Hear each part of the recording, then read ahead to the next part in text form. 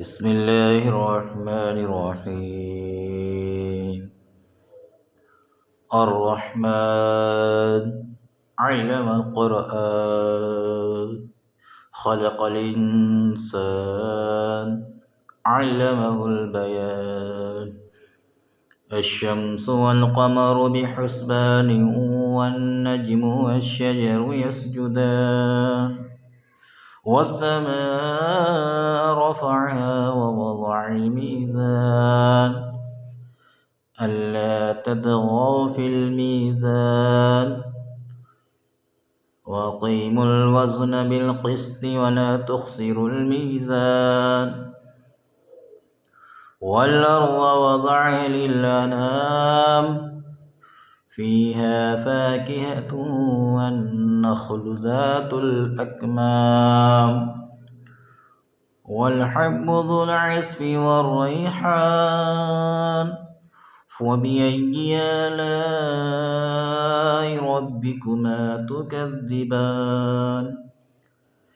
خلق الإنسان من صلصال كالفخار، وخلق الجان من مارج من نار.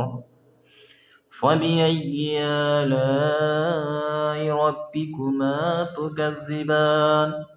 رب المشرقين ورب المغربين، فبأي آلاء ربكما تكذبان؟ مرج البحرين يلتقيان، بينهما برزخ لا يبغيان. فبأي آلاء ربكما تكذبان؟ يخرج منهما اللؤلؤ والمرجان.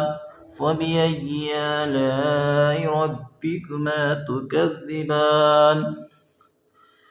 وله الجوار المنشآت في البحر كالأعلام. فبأي آلاء ربكما تكذبان؟ كل من عليها فان، ويبقى وجه ربك ذو الجلال والإكرام. فبأي آلاء ربكما تكذبان؟ يسأله من في السماوات والأرض، كل يوم هو في شان. فبأي آلاء ربكما تكذبان؟ سنفرغ لكم أيها الثقلان. فبأي آلاء ربكما تكذبان؟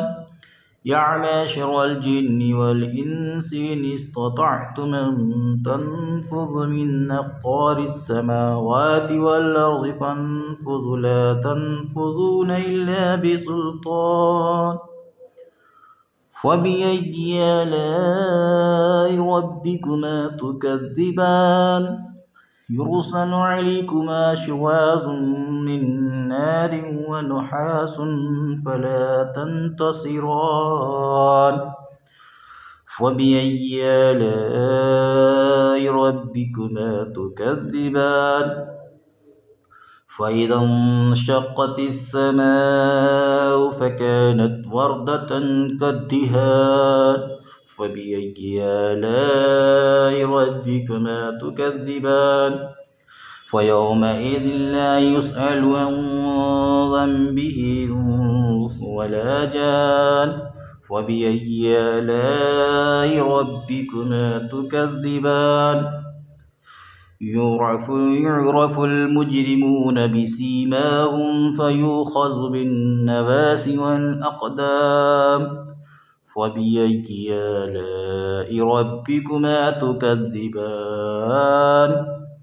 هذه جهنم التي يكذب بها المجرمون، يطوفون بينها وبين حميم آن. فبأي آلاء ربكما تكذبان؟ ولمن خاف مقام ربه جنتان. فبأي آلاء ربكما تكذبان؟ ذوات أفنان. فبأي آلاء ربكما تكذبان فيهما عينان تجريان فبأي آلاء ربكما تكذبان فيهما من كل فاكهة زوجان فبأي آلاء ربكما تكذبان متكئين على فروش بطائنها من استبرق وجنى الجنتين دان فبأي آلاء ربكما تكذبان فيهن قاصرات الطرف لم يطمثهن إنس قبلهم ولا جان فبأي آلاء ربكما تكذبان كأنهن الياقوت والمرجان فبأي آلاء ربكما تكذبان هل جزاء الإحسان إلا الإحسان فبأي آلاء ربكما تكذبان ومن دونهما جنتان فبأي آلاء ربكما تكذبان مدهامتان فبأي آلاء ربكما تكذبان فيهما عينان نزختان فبأي آلاء ربكما تكذبان فيهما فاكهة والنخل والرمان فبأي آلاء ربكما تكذبان فيهن خيرات حسان فبأي آلاء ربكما تكذبان حر مقصورات في الخيام فبأي آلاء ربكما تكذبان لم يطمثهن إنس قبلهم ولا جان فبأي آلاء ربكما